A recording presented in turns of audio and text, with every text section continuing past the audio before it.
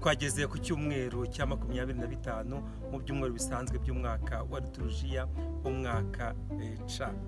Turakomeza uru rugendo rwo gusangira ijambo ry'Imana kandi tugerageza kugira ngo iryo jambo ry'Imana dusangiye riduhindure ubuzima.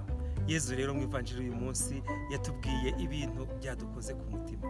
Yaduhaye urugero rw'umunyabintu ufite imico mibi, ariko atubwira ko twakoresha iyo mikorere ye kugira ngo turonke ibijyanye n'ijuru, turonke ubwami bw'Imana.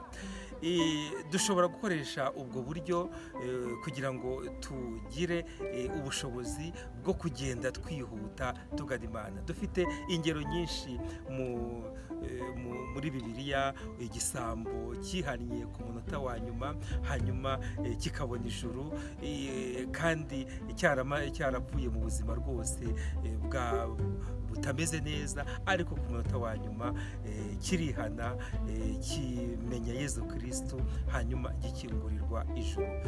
Uriya mugani rero w'umunyabintu utameze neza ntabwo woroshye kumva, nta nubwo byoroshye kumenya impamvu Yezu yatanze ruriya rugero, ariko birumvikana yuko twebwe duhamagariwe gushyira mu bikorwa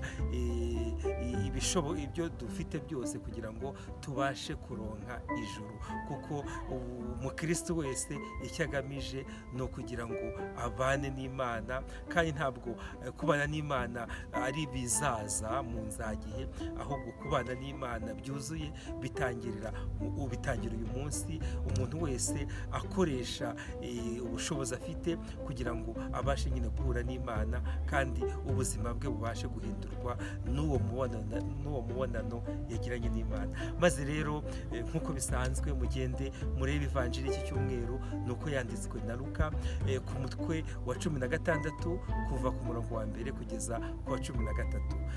Mukomere rero tuyihuriremo, ituryohere kandi iduhindura ubuzima, twifashishije ibishoboka byose kugira ngo turonke ijuru, kandi kubana n'Imana nibyo twimirije, kandi ni naho ubuzima bwa gikristo butuganisha. Ushobora byose rero nabaho umugisha kandi abarinde Imana Data na Mwana na Roho Mutagatifu. Amen. Icyumweru cyiza bavandimwe.